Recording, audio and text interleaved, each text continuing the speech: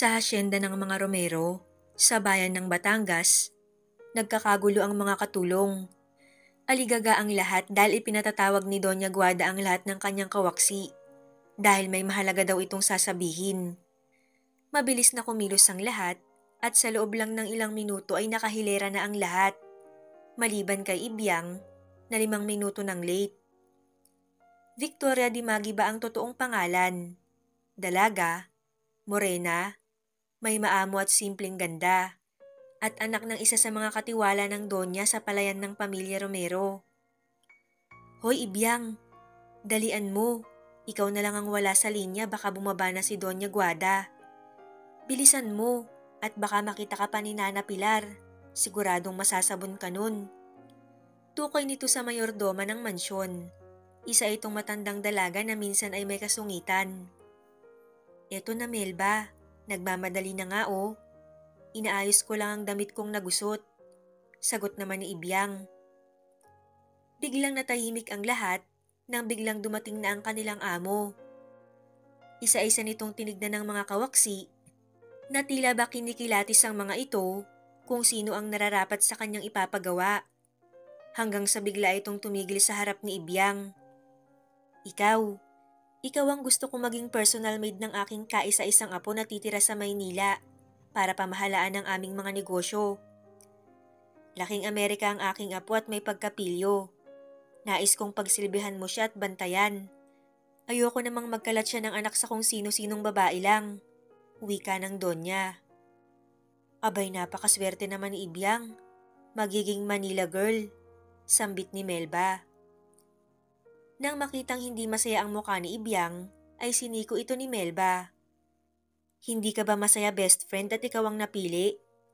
Tanong nito. Paano ako magiging masaya Melba? Walang makakasama sina Itay at Inay pag tumira ako sa Maynila. Sus, matatanda na ang mga yun. Kaya na nila ang sarili nila.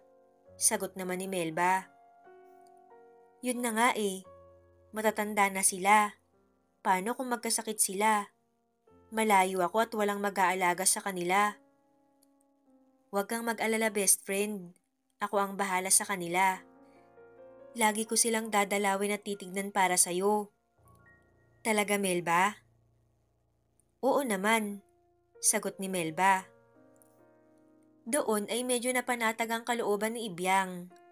Hindi nagtagal, kinausap ng Donya si Ibyang at doon ay pinaliwanag dito ang mga dapat at hindi dapat niyang gawin. Si Alex ay nag-iisang anak ni Arnaldo at Melinda na sa Amerika naninirahan. Ngunit napilitang umuwi ang binata dito sa Pilipinas upang pamahalaan ang kanilang family business. Si Alex ay babaero sa edad na 28 na tila walang pangarap magkaroon ng sariling pamilya. Gusto niya ay fling-fling lang. Meron kang sariling kwarto doon, kaya't walang magiging problema. Doble ang sahod mo kaya't pagbutihin mo sana ang iyong trabaho. May tiwala ako sa iyo Ibyang. Wika ng Donya. Salamat po Donya Guada. Wika naman ni Ibyang. Hala sige, umuwi ka na at magpaalam ka na sa mga magulang mo. Mag-impake ka na rin ng iyong mga gamit. Tumango si Ibyang at lumabas ng mansyon. Samantala, inip na si Alex sa paghihintay sa kanyang sundo. At sa kanyang pagkainip, lumabas na siya ng airport at sumakay na lang ng taxi. Sa kasamaang palad, naipit sa traffic si Pilo, kaya pagdating niya ng airport ay wala na siyang Alex na nadatnan. Sakto naman na tinawagan siya ni Doña Guada at sinabing wala na siyang susunduin dahil nasa kondo na si Alex. Pagdating ni Alex sa kondo, tinawagan niya ang kanyang current fling at sinabing nasa Pilipinas na siya. Makulit din kasi ang babae kaya inunahan na niya. Baka mamaya, kung kailan siya tulog at nagpapahinga, saka siya tawagan nito upang kulitin. Kinabukasan araw ng linggo, maaga pa lang ay bumiyahe na si Ibyang at Pilo patungong Manila. Habang nasa biyahe, nakatingin sa tanawin sa labas ng sasakyan si Ibyang. Ibyang, habaan mo ang pasensya mo kay Senyorito Alex ha. Sobrang pilyo pa naman nun. Palibhasa, heartthrob at balita ko saksakan ng babaero. Biglang nagsalita si Pilo. Wag na wag niyang susubukan ng pagiging Batanggenyo ko. At baka gripuhan ko siya sa tagiliran. Biro naman ni Ibyang. Ikaw talaga, Ibyang. Seryoso ang tao eh. Napakamot sa ulo si Pilo. Bakit? Seryoso naman ako, Kuya Pilo ah. Huwag siyang lolo-loko sa akin. Maya-maya pa, ay narating nila ang kondo ni Alex sa loob ng Global City. Pagparada ng sasakyan, agad na bumaba si Ibyang at tinulungan magbuhat si Pilo ng mga gamit. At dahil may dala silang susi ay hindi na sila nag-abalang kumatok pa. Pagpasok sa kondo, agad na ipinasok ni Ibyang at Pilo ang mga gamit at agad din niyang pinuntahan ng kanyang magiging kwarto. Nakita niya na sakto lang sa kanya yon. Paglabas naman niya, ay nakita niyang tulog na si Pilo. Dahil siguro sa pagod. Habang tulog ang lalaki, ay tinungo ni Ibyang ang ref at tiningnan kung may pwedeng ipang merienda kay Pilo bago ito bumalik ng hasyenda. At swerte naman dahil kompleto ang stock sa ref. Marahil ay pinakargahan na ni Doña Guada sa isa sa mga katulong sa hasyenda. Hapon na nang magising si Alex at palibhasa, sanay na mag-isa lamang sa kanyang kondo. Lumabas sa kwarto si Alex na naka-boxer shorts lang na siyang kanyang nakasanayan. Nagtungo siya sa ref at uminom ng malamig na tubig. Samantala, palabas naman ng kwarto si Ibyang upang ihanda ang mga iluluto para sa hapunan. Pagdating sa kitchen, ay siya namang pagharap ni Alex. At dahil laking probinsya, biglang napasigaw si Ibyang nang makita ang halos hubad ng katawan ni Alex.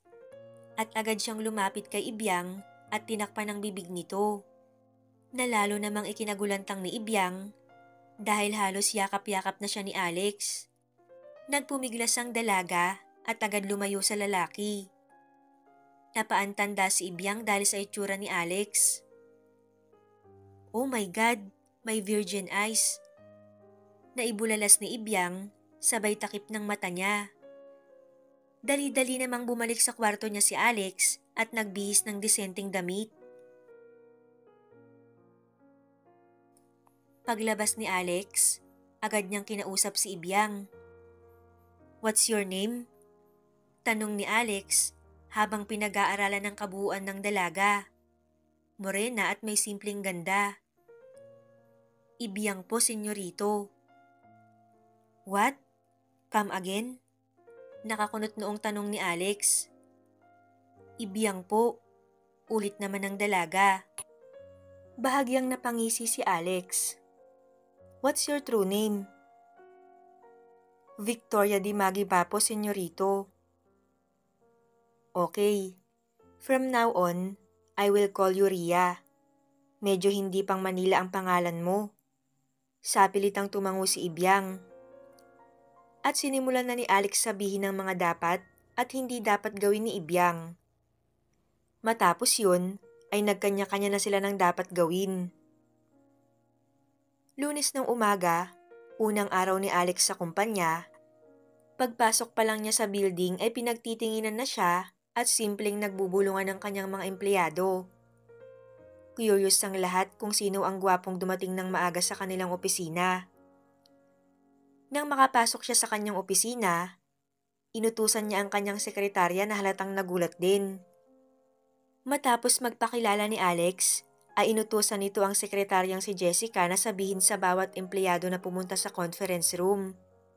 At sa loob lamang ng 15 minutes, ay kaharap na niya ang mga empleyado niya. I'm Alexander Romero, and I'm the new CEO. Pagpapakilala niya. Pagkatapos, ay inisa-isa niya ang mga ayaw at gusto niya sa kumpanya. Nakinig namang mabuti ang mga empleyado at hindi rin maiwasang magbungis-ngisan dahil kinikilig sila sa kagwapuhan ng kanilang bagong CEO. Lumipas ang mga araw, seryosong pinamahalaan ni Alex ang kanilang kumpanya. Pinag-aralang mabuti ang mga financial records at wala naman siyang nakitang anomalya. Samantala, Tila naiinip naman si Ibyang sa kondo dahil maghapon siyang nakatunganga lang. Kaya inabala na lang niya ang kanyang sarili at patanaw-tanaw sa labas ng kondo na kinaroroonan niya hanggang sa unti-unti na siyang nasanay. Isang gabi, anong oras na ay wala pa si Alex. Labis na ang pag-aalala ni Ibyang sa kadahilan ng 3 beses nang tumatawag si Doña Guada upang tanungin kung nakauwi na ba si Alex. Ugali na kasi nito na tawagan siya tuwing gabi upang i-check kung nakauwi na ang apo. At nung gabi nga na yun, walang maisagot si Ibyang dahil hindi niya alam kung nasaan ang binatang amo. 11:00 ng gabi at sa wakas ay nakauwi na ang binata ngunit ito ay nakainom. Nilapitan ni Ibyang ang amo at tinanong kung gusto nitong kumain pero tumanggi si Alex. At sinabing ipagtimpla na lang siya ng kape. Mabilis namang sumunod si Ibyang. Hindi niya napansin na nakasuot lang pala siya ng manipis na kamison. Nakasanayan na kasi niya yun sa pagtulog. Sanay naman si Alex sa mga ganong kasuotan dahil masigit pa doon ang suot ng mga babae sa Amerika. Pero hindi nakaligtas sa matatalas na paningin ni Alex ang kakaibang alindog ni Ria. Pagkatapos maibigay ni Ibyang ang kape sa amo, nagtataka siya kung bakit parang hindi maalis ni Alex ang mga mata sa kanya. Ilang saglit lang, na-realize niya rin na dahil pala yun sa suot niya. Kaya dali-dali siyang bumalik sa kanyang kwarto. Hiyang-hiya sa sarili at kay Alex. Habang si Alex naman ay nangingiti na lang na inubos ang kape. Kinaumagahan, pagkatapos maghanda ng almusal, nagkulong na sa kwarto si Ibyang dahil sa hiya niya sa nangyari kagabi. Nang maramdaman niya na wala na si Alex, saka na lang siya lumalabas ng kwarto. Samantala, pagdating naman sa opisina, hindi maiwasan ni Alex na maalala ang nangyari kagabi. Waribay sa balintataw niya, nakikita ang kaakit-akit na katawan ni Ria. Maganda pala siya. Wika niya sa kanyang sarili habang nakangiti. Ilang sandali pa at hinarap na niya ang kanyang trabaho. Sa una ay hindi siya makapag-focus dahil pilit sumisiksik sa kanyang isip ang kakaibang alindog ni Ria. Kaya naman nilamukos niya ang kanyang muka. Nawari sa pamamagitan nun, maaalis niya ang alaala ng babae. Init lang ng katawan to. Kailangan ko lang mailabas to para kumalma na rin ang junior ko. Kinagabihan sa isang eksklusibong bar sa Makati, nagtungo si Alex. Pagpasok pa lang niya ay pinagtinginan na siya ng mga babae na naroon. Ang iba ay merong paghanga, ngunit karamihan ay puno ng pagnanasa. Tila nais nilang hubaran sa kanilang tingin ng gwapong binata. Agad namang nagtungo sa bar counter si Alex at umorder ng scotch on the rock.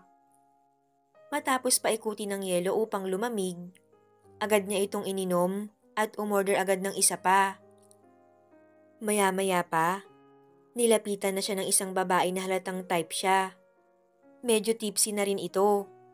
Agad siyang hinawakan sa binti at nagsabing, "Hi Hati, I'm Maridette. You want some fun with me?" Nilingon ni Alex ang babae at nakita niya ang halos luwanan nitong hinaharap. Ininom naman ni Alex ang kanyang alak at marahang tumango sa babae. "Okay, one night only. Game?" Tiningnan siya ng babae at tiningnan siya nito ng mapang-akit. "Game baby." Malanding tugon nito. Tumayo si Alex pagkatapos inumin ng huling order sabay hugot sa kanyang wallet at kinuha ang kanyang black credit card para bayaran ang kanyang bill. Pagkatapos magbayad, lumabas na ng bar si Alex kasunod ng babae. Agad na nag-check-in sa pinakamalapit na hotel si Alex at ang babae. Sa elevator pa lang, halatang sabik na ang babae. Kaya naman pagkapasok sa nakuhang kwarto, hindi na sila nag-aksaya ng oras at agad na nagbakbakan. Magaling ang babae. Halatang eksperto na ito sa ganong bagay. Wala itong ginawa kundi paglingkuran si Alex. At nang matapos sila, Dali-daling nagbihis si Alex at iniwan ang babae sa loob ng kwarto. Imbis na madismaya, tila basiyang-siya pa ang babae dahil sa langit na nalasap sa piling ng binata. Nagmamadaling umuwi ng bahay si Alex at pagdating ng kondo ay agad siyang nakatulog dahil sa pagod. Lumipas ang mga araw, napapansin ni Alex na iniiwasan siya ni Ria. Hindi niya maintindihan ang sarili kung bakit tila namimiss niya ang presensya nito. Kaya isang araw ng Sabado, sadyang hindi pumasok ng maaga si Alex. Hinintay niya muna na lumabas ng kwarto si Ria. Paglabas ni Ria ng kwarto, nagulat siya dahil nandun pa ang binatang amo. Napahinto pa ito nang makita ang babae.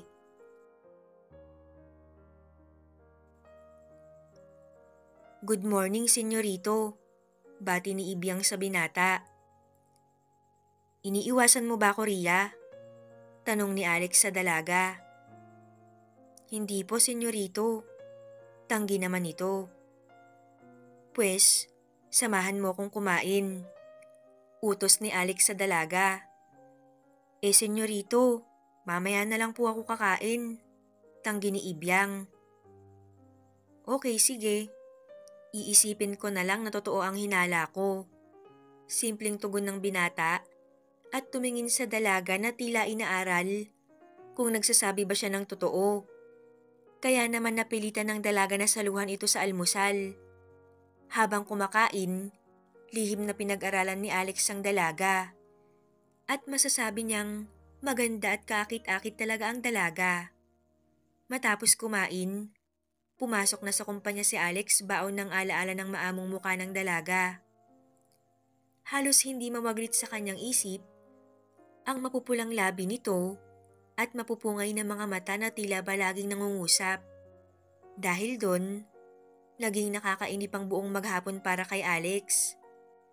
Parang gusto niyang hugutin ng oras para makauwi na sa kanyang kondo upang masilayan si Ria. Animo siya ginayumo ng dalaga sa taglay nitong kagandahan. Pagpatak ng 6:00 ng hapon, ganadong umuwi si Alex. Sa kondo naman ay abala si Ibyang sa pagluluto, kaya hindi niya namalayan na nakauwi na pala ang amo. May pasayaw-sayaw pa siya na tila nangaakit habang nagluluto. Yun ang naabutang eksena ni Alex nang sapitin niya ang kusina ng kondo. Na para bang doon siya itinuro ng paa. Dahil doon niya makikita ang babaeng umakit sa kanya. Agad na sumikip ang pantalon ng binata nang makita ang pagsasayaw ng dalaga. At hindi niya namalayan na nag-e-enjoy na siya sa panonood sa dalagang walang kamalay-malay na may mga matang nakatingin sa kanya. Hanggang sa pagharap ng dalaga sa kanya upang kuhanin ang huling sangkap na ilalagay para sa kanyang pagluluto, nabigla siya nang makita niya ang amo sa kanyang likod. "Kanina pa po kayo, senyorito?" Hindi magkanda-ugaga ang dalaga. "No, kadarating ko lang," sagot niya para hindi mapahiya ang dalaga. Pagkatapos ay nakangiti siyang iniwanan ito sa kusina. Lumipas ang mga araw, lalong lumalim ang paghanga ni Alex sa dalaga. Samantalang si Ibyang ay ganun din. Araw-araw, madalas kasama niya at nakikita ang binatang amo. Unti-unti na rin siyang humahanga dito. Ngunit pilit niyang nilalabanan dahil ang paniniwala niya, langit at lupa ang kanilang pagitan. Si Alex ay ganun din. Narealize niya na hindi simpleng atraksyon lang ang nararamdaman niya kay Ria. Kaya upang labanan din ang nararamdaman niya, iniwasan na niyang umuwi ng maaga para hindi makita ang kanyang katulong. Laman siya ng bar gabi-gabi at nagpaparaos sa mga babaeng gustong magpakama sa kanya. Nang tumagal, nagsawa na din si Alex dahil lalo siyang nalulugmok sa pagkagusto sa dalaga. Isang gabi, umuwi si Alex nang nakainom. Pagbukas ng pintuan, nakita niya si Ria.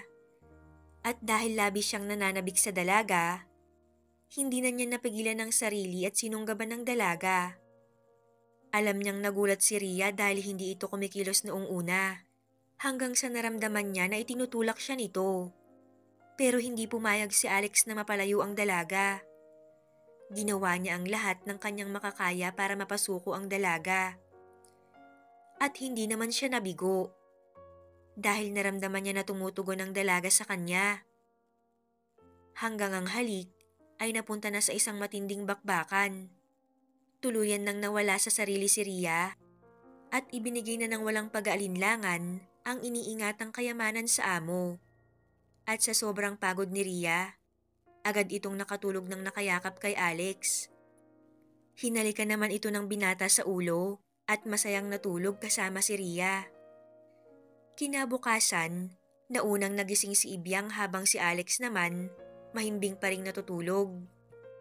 Unti-unti niyang inalis ang braso ng binata na nakayakap sa kanya at unti-unting bumangon.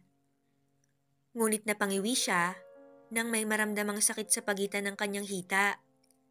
Nang medyo nasanay na siya sa sakit, tuluyan na siyang bumangon at unti-unting humakbang palabas ng kwarto ng binata. Tumuloy siya ng kanyang silid at nilinis ang kanyang sarili. Humiga muna siya sa kama upang ipahinga ang pagal na katawan. Tila binugbog ng 10 mato ng kanyang pakiramdam, kaya hindi niya namalayan na siya ay tuluyan ng nakatulog. Samantala, gising na rin si Alex at kinapa ang kanyang tabi. Nang hindi niya makapa, tuluyan nang iminulat ni Alex ang kanyang mga mata. Dahan-dahang tumayo. Pagtingin sa pinaghigaan ng dalaga, nakita niya ang bahid ng dugo. Napatunay na hindi pa naginip lang ang lahat at siya ang nakauna sa dalaga. Laki man sa Amerika at sanay sa liberated na kaugalian, labis na ikinatuwa ng binata ang natuklasan. Lalo siyang humanga sa babae. Diretso si Alex sa banyo at nilinis ang sarili at saka lumabas ng kanyang silid. Hinanap niya si Ria. Wala sa labas, kaya sinilip niya ito sa kanyang silid. At doon, nakita niyang tulog na tulog ang dalaga, kaya hinayaan niya na lamang ito. Napagod siguro sa ginawa nila kagabi. Maingat siyang lumabas ng kwarto at nagtungo siya sa kusina upang maghanda ng simpleng almusal para sa kanila ni Ria. Matapos makapagluto, nagtungo ang binata sa silid ni Ria upang ito ay gisingin. Nilapitan niya ito. Pinagmasdan muna niya ang mukha ni Ria bago hinawakan ng pisngi. Ngunit siya ang nag-alala dahil medyo mainit ang temperatura nito. Maya-maya ay nagmulat ng mata si Ria. Ilang saglit pa, nagmulat na ito ng mata. Ngunit nahiya pa nang makita siya. Bumangon ka na. Kailangan mong kumain para makainom ka ng gamot. May sinat ka. Nakapagluto na ako. Halika at kumain na tayo. Unti-unti nga ay bumangon si Ibyang at dahan-dahang tumayo. Kaya mo ba? Sabi ng binata. Tumango naman siya kahit makirot pa rin ang ibabang bahagi ng kanyang katawan. Dahan-dahan siyang naglakad at tinungo ang kusina. Tahimik na kumain ang dalawa. Wala silang kibo ang dalawa, ngunit hindi talaga makatiis ang binata. About last night, Ria. I'm not sorry for what we've done, and I like it a lot. Ang alam ko lang, gusto kita. At sana hayaan mong kilalanin natin ang isa't isa. At dahil hindi umimik si Ria, ipinagpalagay ni Alex na okay ito sa kanya. Pagkatapos kumain, muling bumalik sa kanyang silid si Ibyang na hindi pa rin makapaniwala sa mga sinabi ng binatang amo. Dumaan ang mga araw, unti-unting sinuyo ni Alex ang dalaga. Isang araw pag uwi ni Alex, binigyan niya ng phone si Ria. Isang latest model ng iPhone. Nahiya si Ria sa binata at ayaw niya itong tanggapin. Ngunit mapilit ang binata. Katwiran nito na anytime daw, pag gusto siyang makausap ay makokontak siya nito. Kaya't napilitan na lang si Ria na tanggapin ang binibigay ng amo. Tinuruan din siya ni Alex kung paano gamitin ang bagong phone. Mula noon, namuhay na tila magkasintahan ng dalawa. May mga pagkakataon na bigla na lang dadating ang lalaki at yayakap na lang sa kanya habang nakatalikod na nagluluto. Minsan naman, binibigyan siya nito ng regalo. Ngunit nalilito si Ria dahil hindi sinasabi sa kanya ng binata kung ano ang estado ng kanilang relasyon. Pero dahil may nararamdaman din naman siya kay Alex, siya ay nagsawalang kibo na lang.